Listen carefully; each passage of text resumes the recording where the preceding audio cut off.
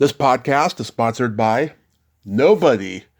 Hey dudes, welcome to Splat from the Past, the only 80s themed horror sci-fi show where things can get totally radical.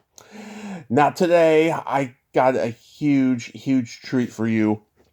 I will be talking to the man, the myth, the legend, Rudy Sarzo, the bass player for Quiet Riot, and he's also been the bass player for Whitesnake and Dio and Ozzy Osbourne, the Guess Who.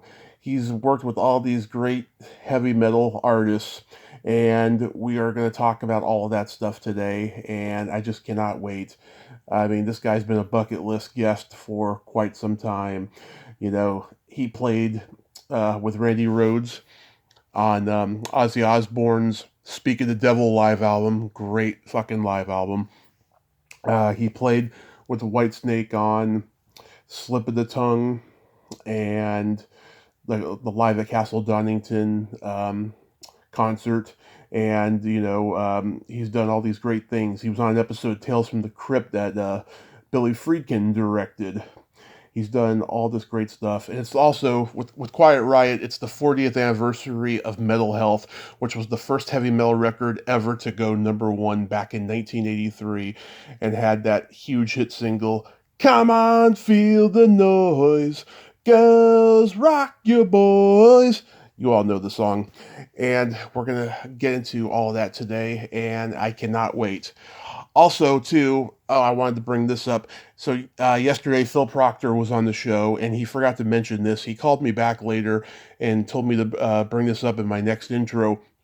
If anybody wants to receive a free newsletter, go to his website, www.planetproctor.com, for his latest CDs, books, downloads, and go to firesigntheater.com.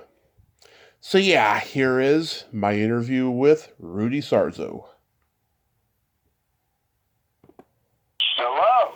Hey Rudy, welcome to the show. How are you today? Great to thank you for having me. I'm doing fantastic. I'm putting on my ear, and there we are. Okay. Awesome. I can't tell you what an honor this is. I consider you one of the greats in metal, and I thank you so much for taking the time this morning. Thank you so much. You're very kind. Absolutely. So, going back in time, what age did you start gravitating toward music? Towards music, I don't know. I'd say I'm Cuban, and in our culture, music was the soundtrack. I mean, can you remember not having music around? When I was a kid growing up in Cuba. Yeah. So it was normal. It was just normal being that this is like air, oxygen, music. It keeps you alive.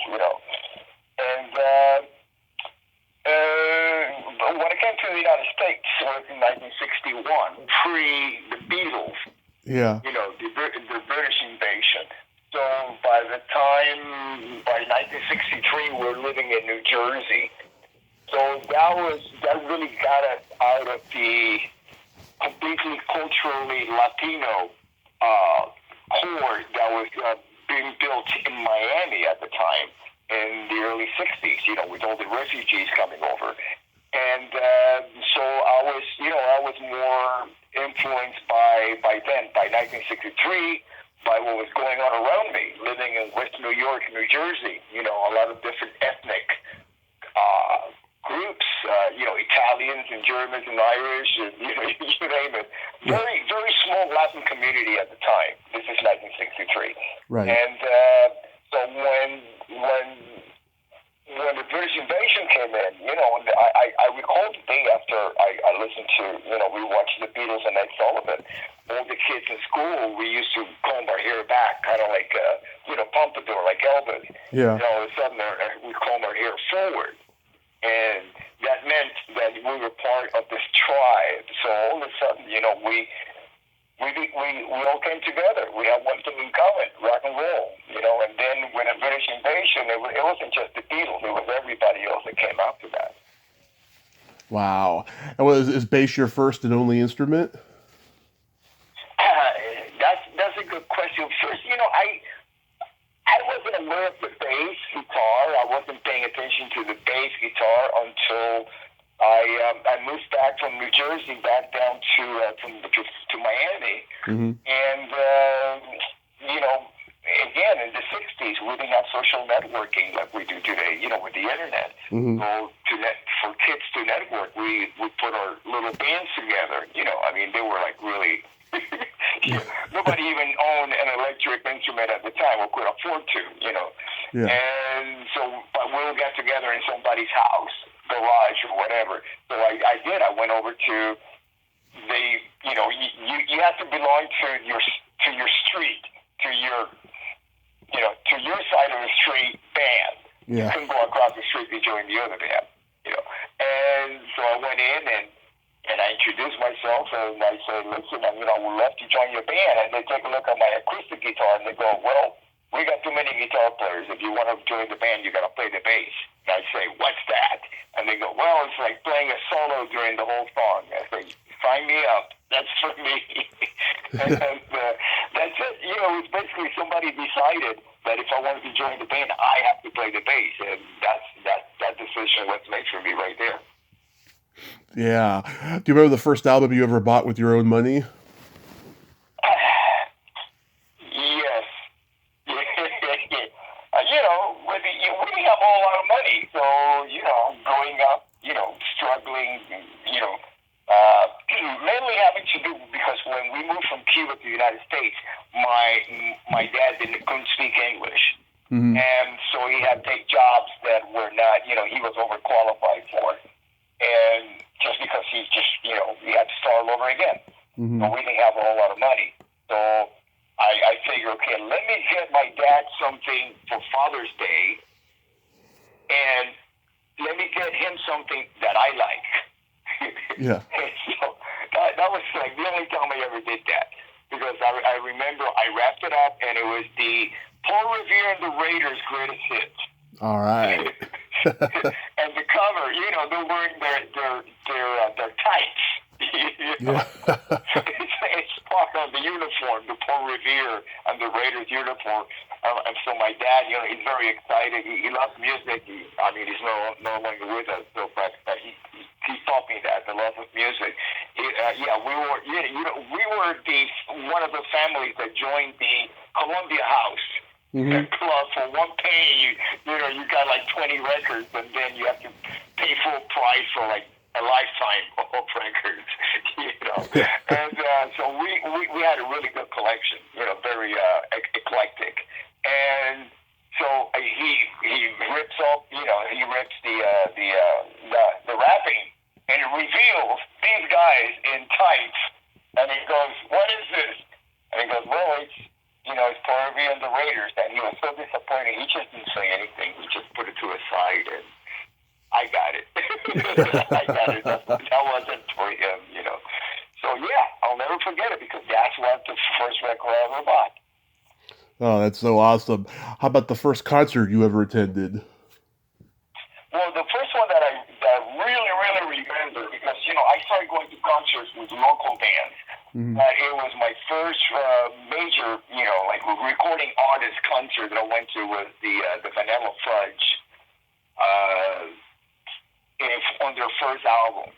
And I saw Tim Bogart, and I was just blown away. You know, I said, that's my role model. That's my hero right there. And he's been my hero and ever since. You know, everything that he stands for, you know, musically and performance and, you know, talent-wise is something that I strive for, even 50 years later. More than 50 years later, yeah. Yeah, a couple of years ago, I reached out to Vinnie Martell. He gave me a number to call. I called it, and it wasn't working. Yeah, unfortunately, he's no longer with us. But, you know, through the years, I got to hang out with him, and I always told him, you know, how he's my bass hero, you know, my first bass hero. So I was able to convey that to him, you know, as a thank you. Yeah.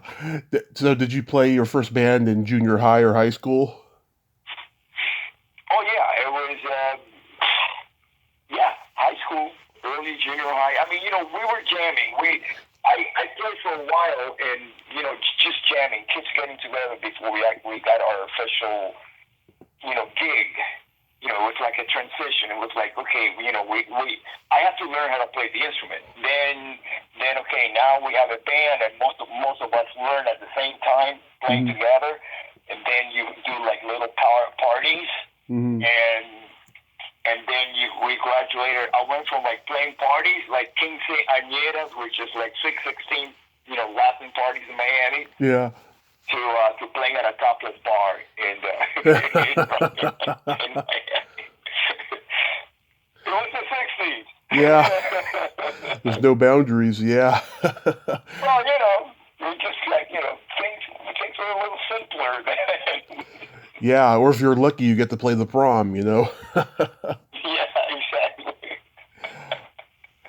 So after high school, did you attend college? Yes, I went to Miami-Dade. I studied mass communication. Mm-hmm. And did you do any music? It was basically radio, television, and motion picture. Yeah. Mm-hmm. Did you do any music too while you were there? My major was mass communication, and my minor was music. And what happened was, when I signed up for the classes, I took the early shift, and then after I did that, within a few weeks, that's when our band, which is fresh out of high school, got the gig playing nightclubs at that topless place I was telling you about. Yeah. And so I didn't, I had to take the bus and rely on my other bandmates to get to the gig and then to come back home because I didn't have a car at that time. I was like fresh out of high school, I was like 18, 19,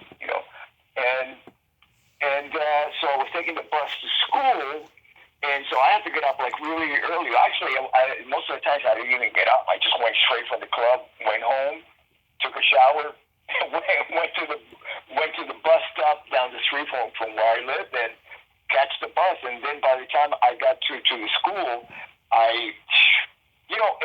academia is really interesting because you have to go through steps. You cannot skip a step, And what was going on is that I was playing in clubs. What I was playing at night was more advanced than what I was learning from the very beginning. They just went by the book. Which, if you're going to do academia, the kind of studies, you have to follow that.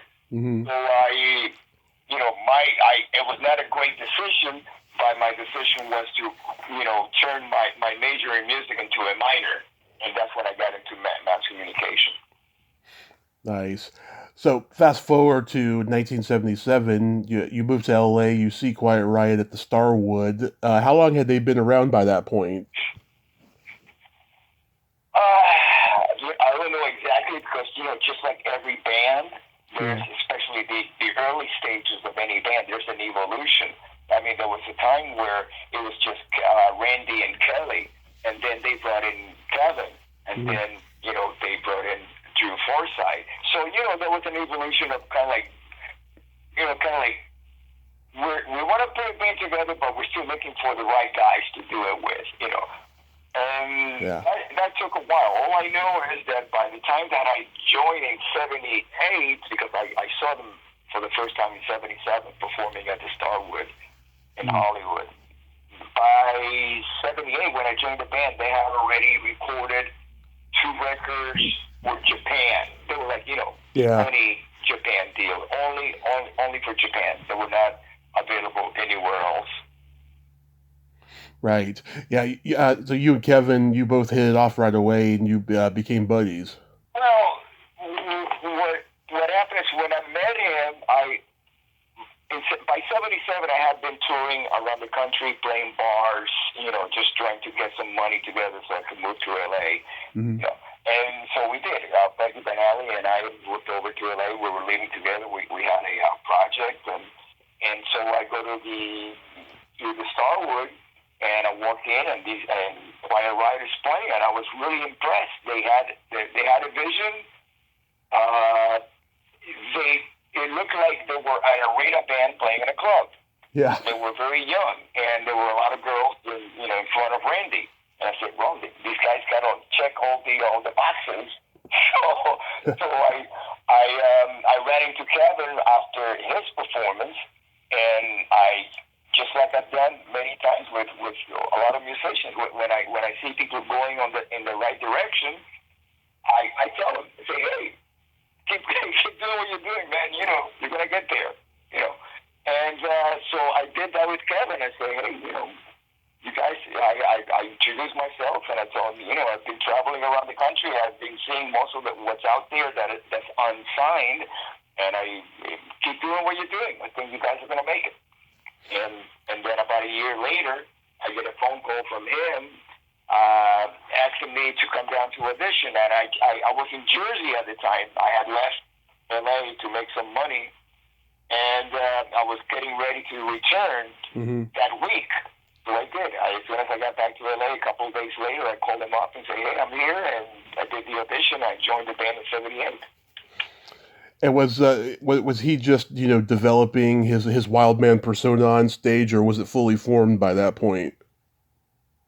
You know, that's a really good question, because I played with three different cabins. The first cabin was the Quiet Riot cabin with Randy Rhoads. Right. And his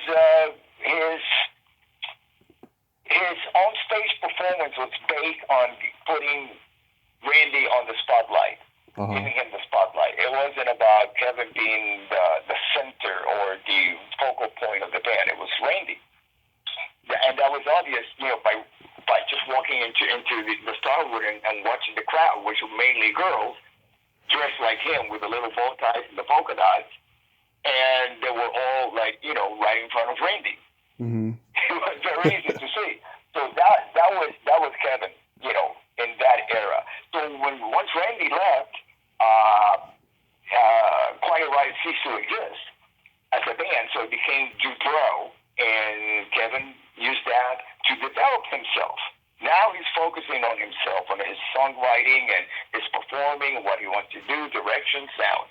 Okay, so I played in Dubrow too, right before I joined out here. I was living with Kevin, playing in Dubrow, and then there's the Kevin that we know from the mental health period, which is a completely different Kevin from the Randy Rhoads era and the Dubrow era. Wow. And I'm sure you get asked this every day. Randy Rhoads, I mean, God, he was such a brilliant guitarist, but what was he like as a person? Yeah, that's another really good question. I mean, I can tell you this because I'm the only musician who ever got to play with him in both Quiet Riot and Ozzy. And I also got to spend a lot of time with him teaching at Musonio, his family school, which is still there. Randy, okay, so this is my perception of Randy. Randy was the only musician I've ever played with that was born into a musical family, meaning that his mom and dad were professors, music professors. And also they opened up a music school. So Randy was a born musician. He was born into the family. You know, this is what they did. Randy was playing and reading music and playing classical acoustic guitar before he was playing in a rock band. You know, he was in a jazz band before he was in a rock band. So he had that musical integrity that I have not witnessed from any other musician that I play with, because of that level of musical integrity, because he was born into it. It wasn't like, you know, like myself and most of the musicians I play with, that I made a choice. I want to be in a rock band, and usually we do that because we do it for the wrong reason. I did it because I wanted to attract girls. Yeah. So I saw the Beatles' reaction. I was a chubby little kid in New Jersey, sitting there in front, you know, with my TV dinner tray, having my my Sunday dinner, and the Beatles come on, and all the girls go ape shit. And I've never seen this because, you know, I was too young for the whole Elvis thing. I wasn't even in the United States when Elvis, you know, made it. I was still in Cuba, so I did not get to watch him on Ned Sullivan. My reference was the Beatles on Ned Sullivan. So that's why I got into music. Later on, I became a musician. Yeah. I wasn't a musician then. I was the guy that played an instrument because he wanted to attract girls. That was it. You know. So So so Randy was the one who like gave me that. I was able to Randy was one of those guys that led by example. He won't tell you what to do. He'll show you. He'll show you what he does, and if you want to follow on to go to get to the level that he was at, you follow him. Yeah. You know, and that's what I did. I learned so much from him, but then again, having the level of musical integrity that Randy had, it was natural for him because that's what he knew. He did not know how to spend a day without playing the guitar. He was not comfortable. He needed an instrument in his hands, you know, and that's the Randy that I experienced. As a matter of fact, I read a book about it. It's called Off the Rails. You know, because I needed more than 300 pages to actually answer this question that I'm trying to answer, you know. And so Randy, yes, incredible musician, but there was more than that. There was that magnificence of art that he created. It came from deep roots. You know, so it was so natural for him because this is who he was. This is what he knew how to do. You know, he was the perfect example of a soul and the art form that the soul creates. Yeah, there you have Randy Rhoads. Yeah, he was kind of, he had the same kind of background that Eddie Van Halen had in that he was taking the music he learned in his childhood, you know, from parents and applying it to hard rock. Yeah, and I'll go a little bit further with Randy because Randy, unlike Eddie, was actually a professional teacher. Mm-hmm. When I was playing, as a matter of fact, that's how I started teaching myself at Usonia because, you know, he was teaching there for 8 hours. So he said, hey, listen, you know, we're beginning to get some bass students. Well, how would you like to teach? And that's another side of Randy that I never had witnessed before when we were just rehearsing because time was very tight. You know, we were, you know, trying to make a living because we were not making a living from music, so we had to make a living at other things. And what Randy did to make a living was to actually teach music. So, you know, it wasn't like we were just hanging around. No, people were busy, you know, keeping it together in the band, you know, all the band members. And as a matter of fact, Drew Forsythe, the drummer for Quiet Riot at the time, he also taught at the Usonia. So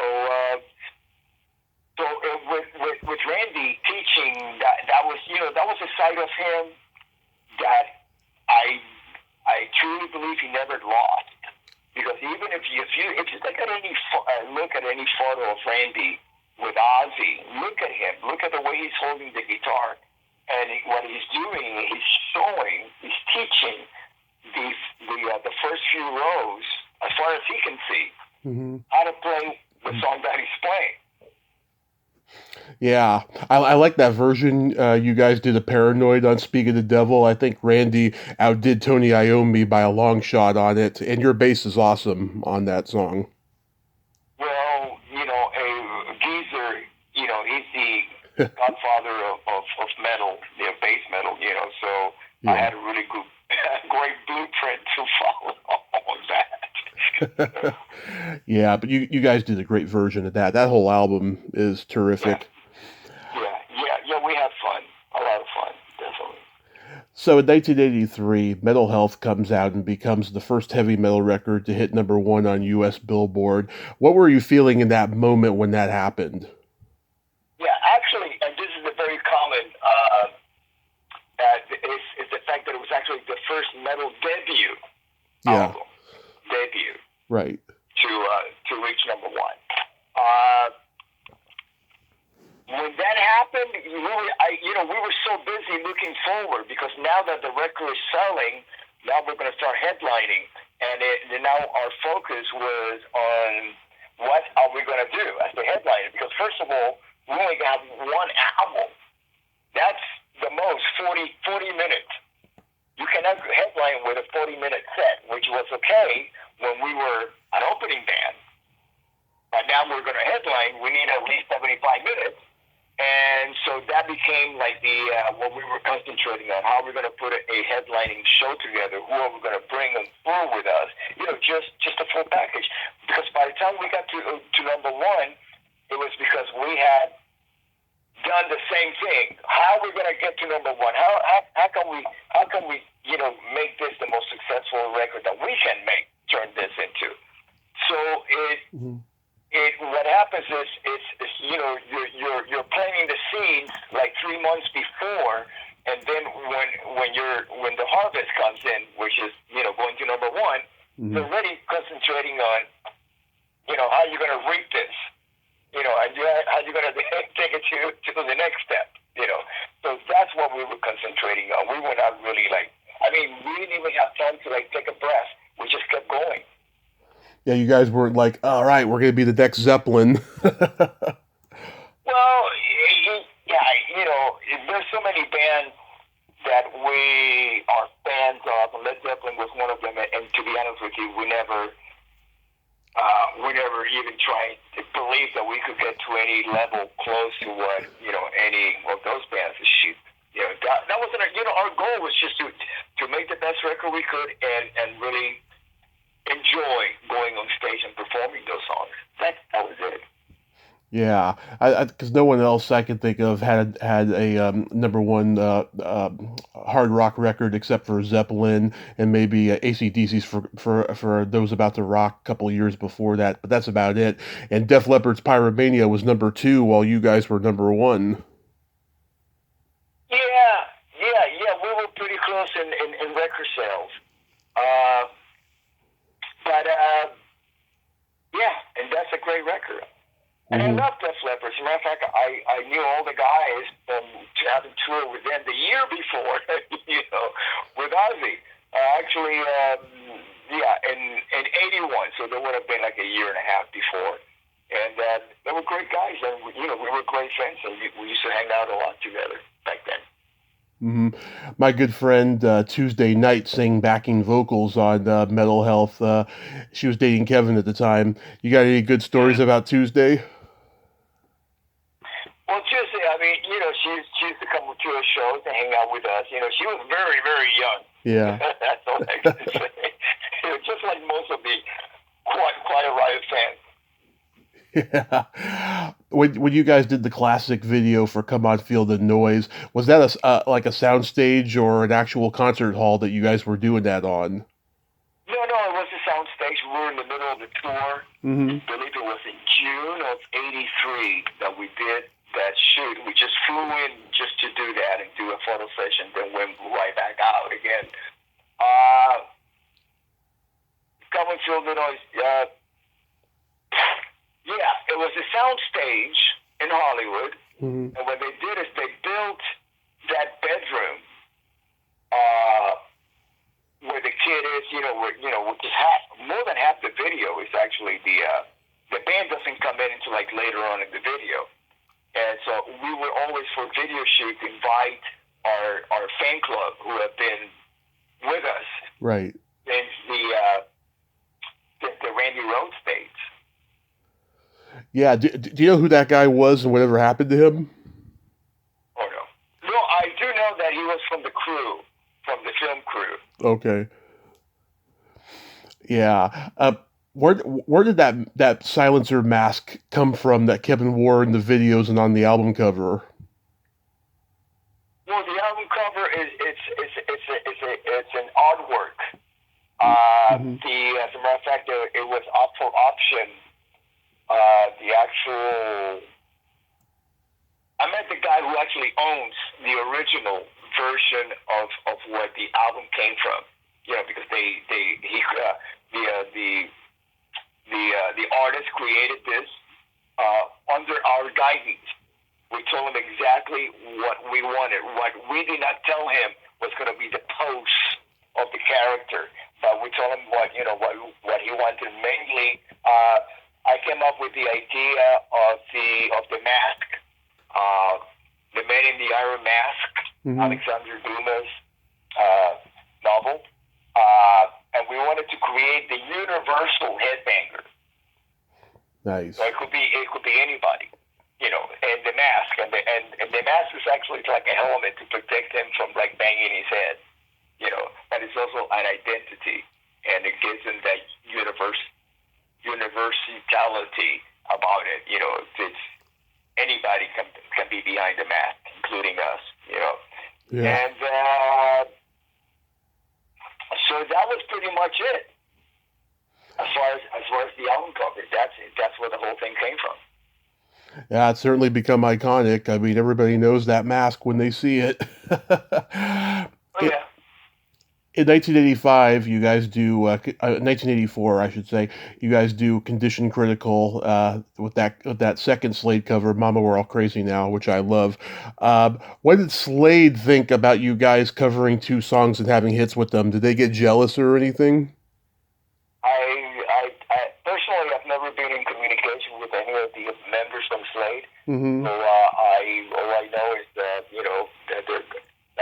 the first one, the first song, "Come and Feel the Noise," was the idea that our producer Spencer Proffer had of finding a band that could actually cover that song because he felt that it could be a hit.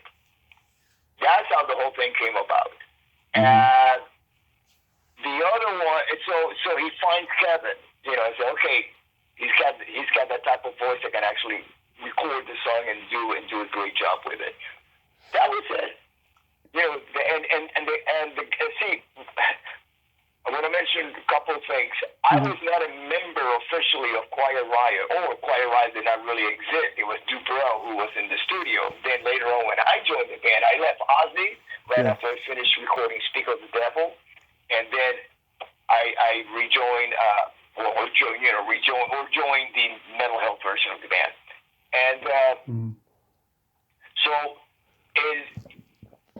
having "Coming Through the Noise" or a Slade song on mental health was something that the band was not very keen. The band meaning mostly Kevin and Frankie, and they were trying to sabotage the recording of that. I was there for that because that's the day that I went in to record Thunderbird as an invitation, just as one song, and then I stayed and I recorded 3 more songs. And then a few days later, I left to do the "Speak of the Devil" record, and I came back and I officially joined the band. And but there was, Kevin wasn't very keen about singing it, and Frankie, he wanted to please Kevin and tried to do a bad job playing, and that's what you get on the record. Frankie's idea of not playing very well. In 1986, you guys were part of Hearing Aid, and I saw the video again recently in that Dio documentary, "Dreamers Never Die," which was fabulous. What do you remember about doing Hearing Aid? Well, I was not, by the time that Hearing Aid happened, I was not in the band anymore. Okay. So I stayed away from, hanging out with them and stuff like that. So I just participated in that big choir, and it was basically, just everybody coming in and pitching in, and we're all fans of Ronnie James Dio, which later on I got to actually play in his band, and that was an incredible experience because just like Randy Rhoads, he is somebody who has incredible musical integrity. Mm-hmm. And again, he leads by example, Yeah, it seems like Dio across the board was the nicest guy in metal, and the guy had no enemies. He was just very generous. Yeah, absolutely. And, it wasn't just putting together the Live Aid. Also, he had his own charity organization, Children of the Night, which was to help runaways, kids that were coming to LA to make it, and then they wind up homeless and being used for, these horrible things. Yeah, Ronnie, incredibly charitable, always looking out for everybody, including me. Yeah, you got to play on that Holy Diver live album in 2005. Was that a full tour or just a one gig? Oh no, that was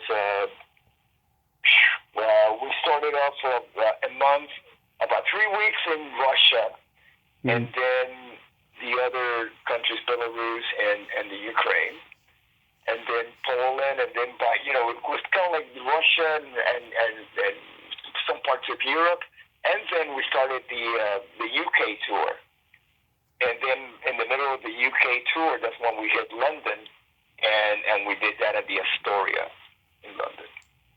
Yeah, another great live album. In 1989, you joined Whitesnake, which at the time they were one of the biggest hair bands in the world. Slip of the Tongue was the album. Did you enjoy your time with Whitesnake? Actually, it was 1987. And yes, I did. I enjoyed very much. Yeah. In 89, we started recording the speaker. Actually, we released Slip of the Tongue in 1989. Right. My birthday, November 18th. But I joined the band in 87. Oh, okay. Yeah. I didn't know you joined that far back.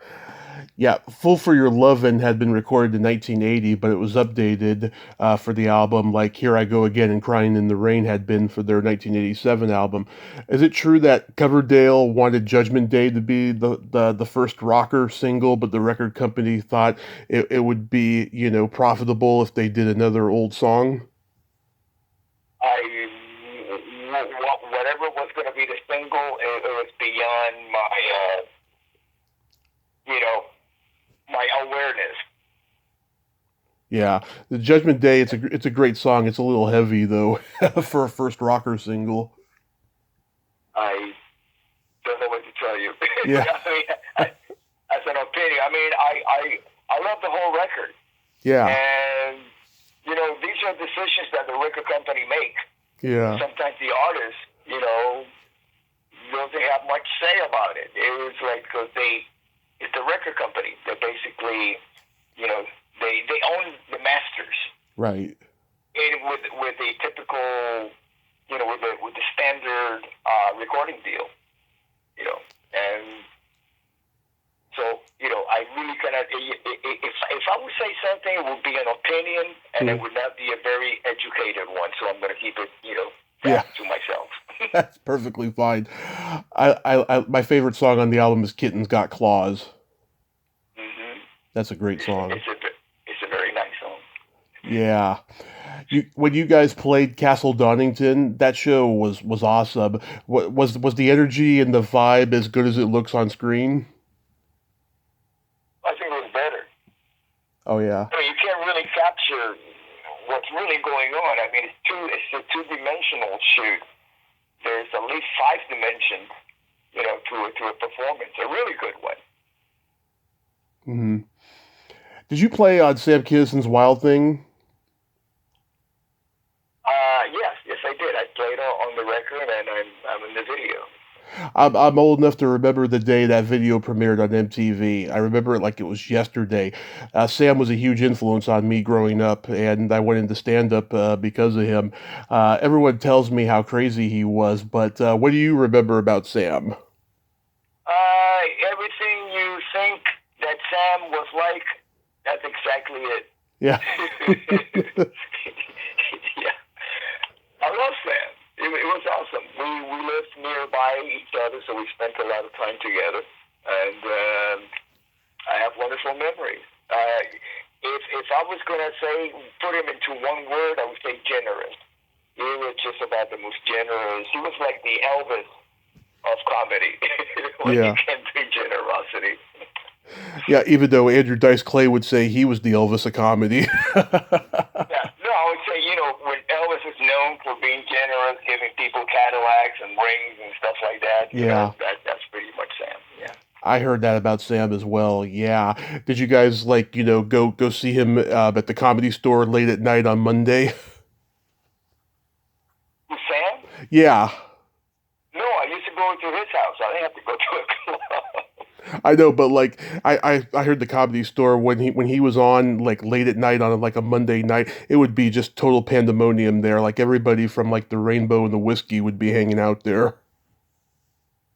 Yeah, I did a lot of shows with Sam where at the end of his show he would bring out the band, and it would be like whatever rock rock stars happen to be in town.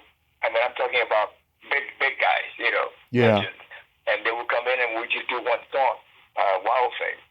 I jammed with him at rock clubs. I did a New Year's Eve MTV show with him. Mm-hmm. And, all of that. I was in the video. I played on the record, I tried to stay away from pandemonium, so I know, going over to Sam's house. Yeah. He had a place in Malibu, he had a place in the hills, and we both had a place in Malibu and the hills. Yeah. So we were always hanging out together. And it was more controlled chaos. Control. It wasn't out of hand, it was more control because you're at his house. But if it was in a club, it was just like, there's no control. You're in a club. You're in a foreign environment. Yeah, I got to interview his buddy Carl LeBeau before he passed. Yeah, the Outlaws of Comedy. That they were pretty notorious at that time. Oh yeah. You, Ted Nugent, Eric Singer, and Ron Armstrong got to do this little band cameo in Nightmare on Elm Street 5. Was that Eric Singer? Oh yeah, of course, yeah. I was thinking of Eric Martin. Yeah, of course, yes, Eric, yeah. And we were Ted and stuff like, yeah. So what would you like to know? Oh, how did that come about? It's just a phone call. Yeah.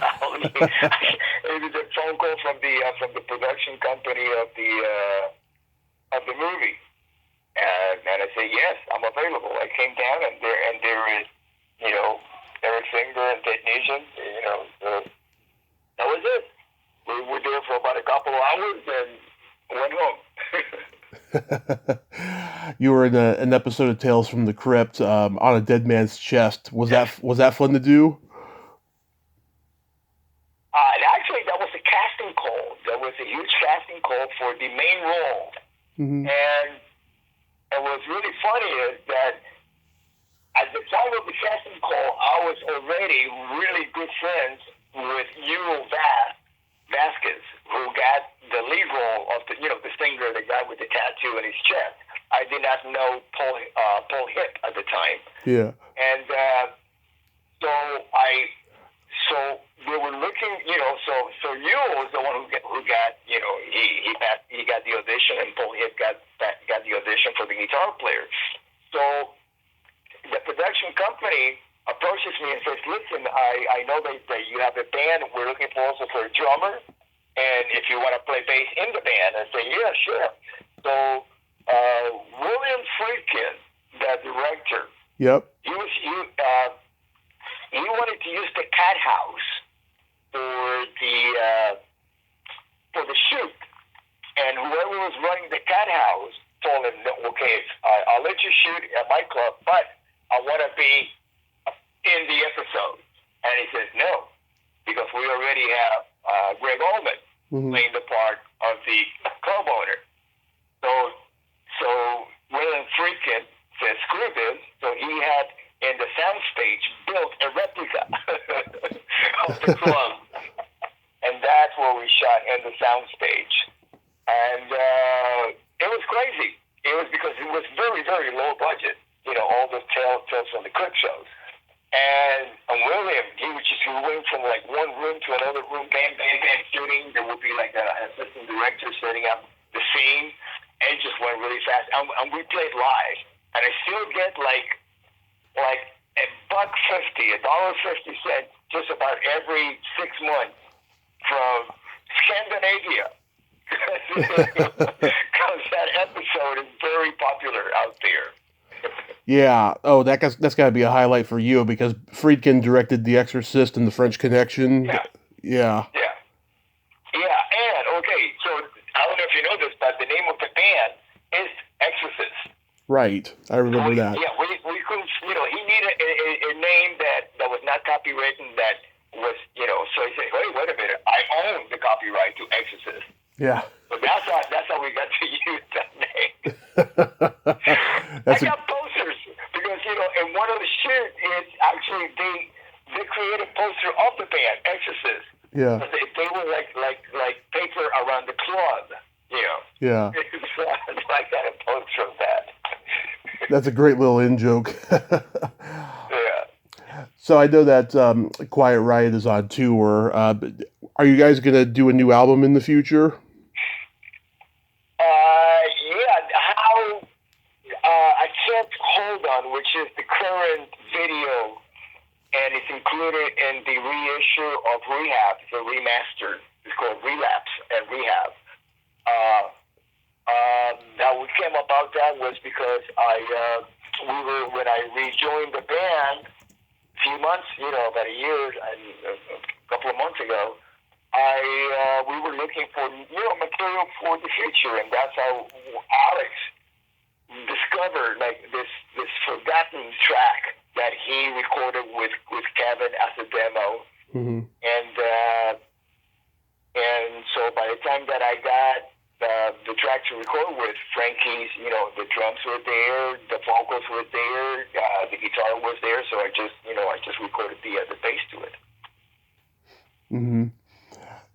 You guys will be in Miami, Florida, February 2nd through the 6th at Norwegian Pearl, Chris Jericho Cruise. Are there any other gigs coming up? Yeah. Well, actually, we're not going to be playing in Miami. We just played Key West about 10 days ago.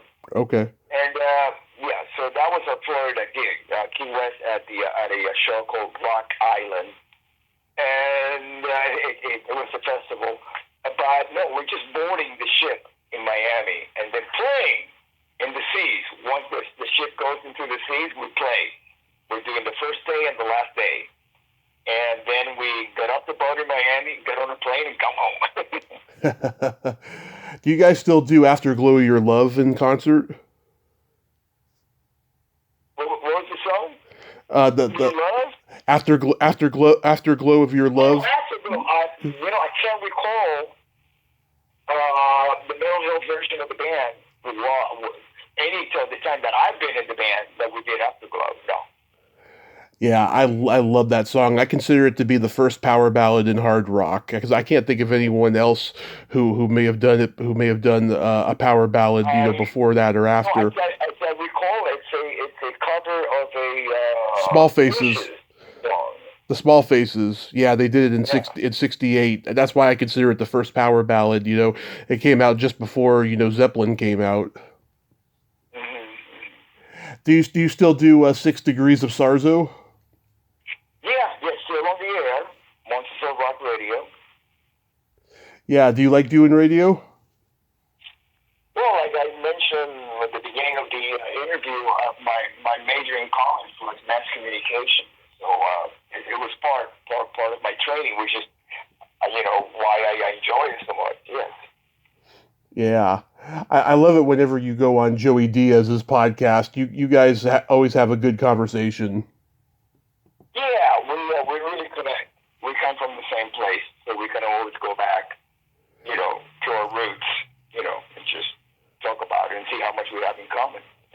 Yeah, every time I turn Joey on, I'm on the floor laughing. Even when he's being serious, he's hilarious, that guy. Yeah, he is. Yeah, he's seriously hilarious. Yeah, absolutely. I love him. I really do. He's a brother. Well, Rudy, I thank you so much for coming on. This has been a tremendous honor, and I hope I get to see you guys live someday. Safe travels out there. Have a great day, and just be safe.